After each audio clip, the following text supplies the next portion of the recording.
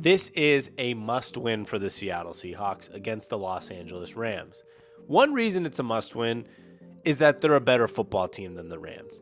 Now, you could look back and say the Seahawks lost week 1 to the Rams. Sean McVay seems to have Pete Carroll's number in the recent past. But all that we're going to talk about, because I don't think any of that matters when you talk about this situation. Right now, the Seahawks are a better football team. They've been better this entire season outside of week 1. And for the Seahawks right now, they have genuine playoff aspirations. They have a chance to keep themselves in a good spot, but they have to beat the Rams to do that. So it truly is more of a must-win for the Seahawks. And I think they're going to do it. Now, if you know anything about me, obviously I'm an optimist because I love my Seattle Seahawks.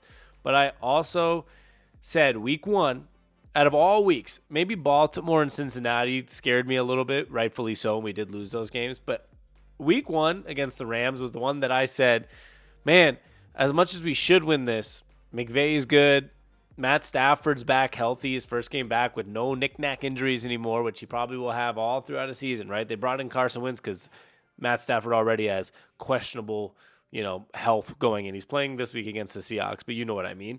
So at the end of the day, week 1 scared me, and we did lose. And we lost by not being outplayed. Well, we were outplayed, but we didn't lose for being the worst team. We lost because we got hit in the face, and we didn't play up to what the Seahawks can play.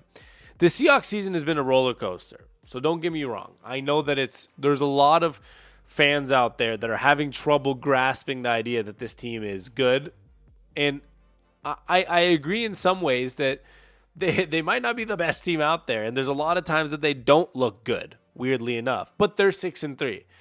And I think it made me think of the Seahawks. I heard Dan Campbell for the Lions say this after their win this week. I was watching it on Twitter, and he was talking about, to the team, do not put your head down in any way. We won the game.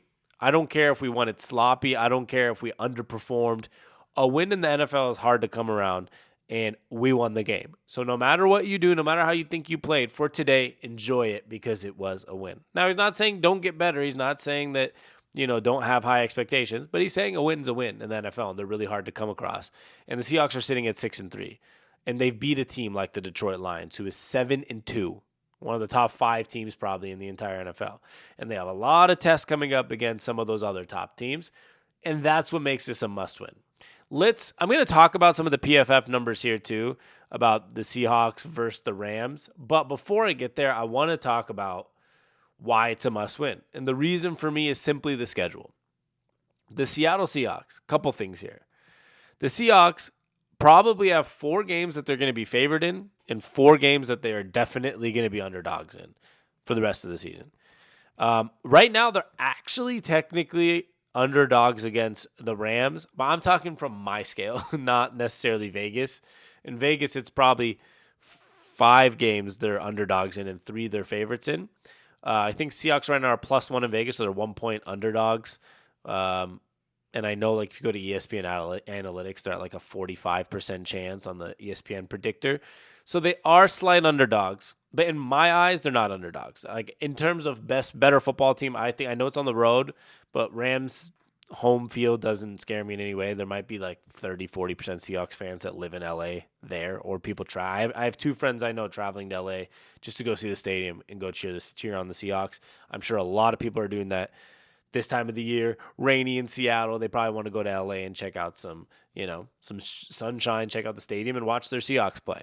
So I'm going to call us favorites in this game for the remaining 8 games that we have here. I think we'll be favorites in our final 3 games.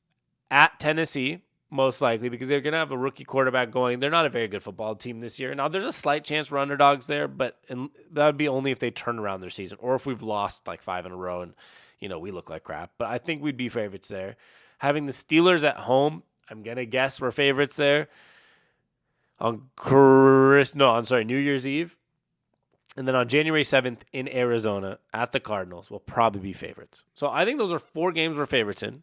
And then we're going to have 4 games that we are definite underdogs in. I know it's at home on Thanksgiving at 5:20 p.m., the Thursday night football game, essentially, which is really exciting. Seahawks play the 49ers at home on Thanksgiving night, but the 49ers will probably be favored. just knowing the way analytics, Vegas, statistics work. 49ers will probably be favored in the game against the Seahawks, even at home. The Seahawks will definitely be underdogs in Dallas the next Thursday. Dallas is also one of those teams that are up there in the standings. They will be favored against us. And then the next week at San Francisco will also be underdogs. 49ers will be favored. And then we have another home game where we'll be underdogs against the Eagles. I don't care.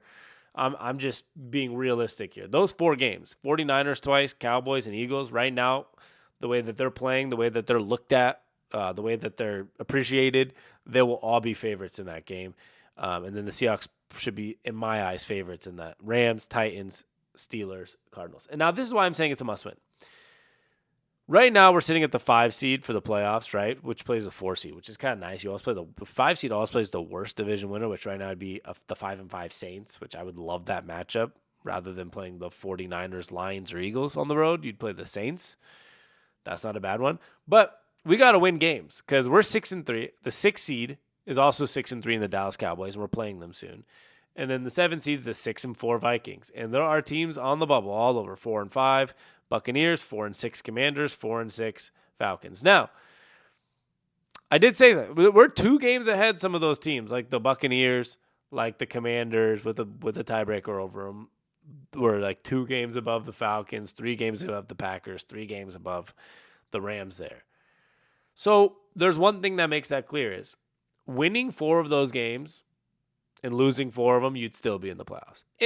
And I'm not saying it has to be those exact 4. I would love to see us go out there and beat a San Francisco or win a surprise game against Philly. But I'm just saying, if we're going by favorites and not favorites, if we were to go out there, lose the 4 games in a row, whatever, to 49ers twice, Dallas, and Philly, but we took care of business against the Rams, Titans, Steelers, and Cardinals, we'd be sitting at 10-7.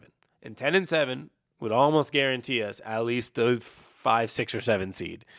And it won't guarantee us a division at all because we'd be losing to the 49ers twice. But I'm just talking hypotheticals. And this is why it's a must-win against the Rams.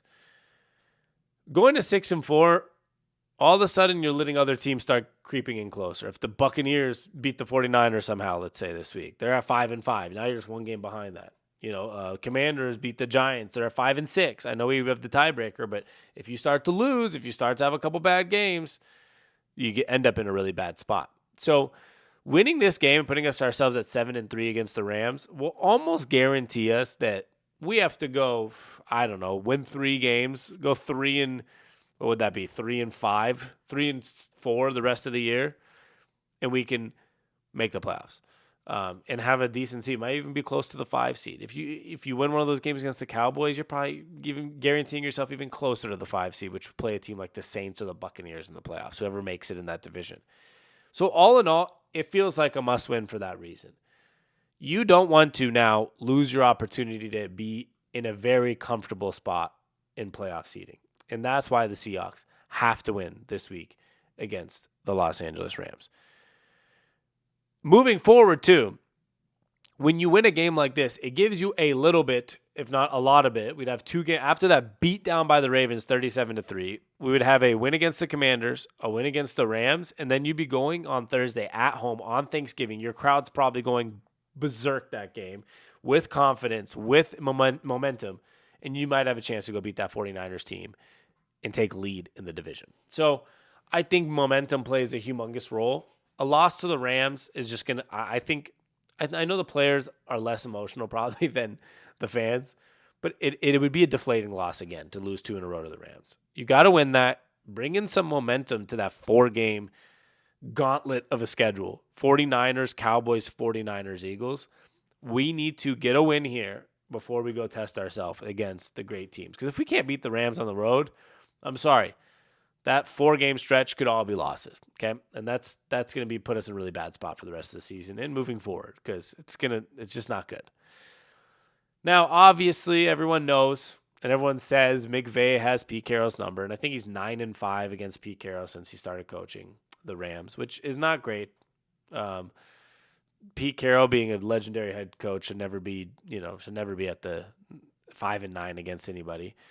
But it's not as lopsided the last 4 games. It's 2-2 the last 4 games. Seahawks won December of 2021. No, sorry. Rams won December of 2021. Seahawks won 2 in a row, December 4th, 2022, and last year, January 8th, 2023. And then the Rams won this last one. So it's lopsided, 5-9, I think peak era is, like I said, but it's not lopsided in terms of recently. The Seahawks have been all right. They're 2-2 against the Rams the last 4 times they've played.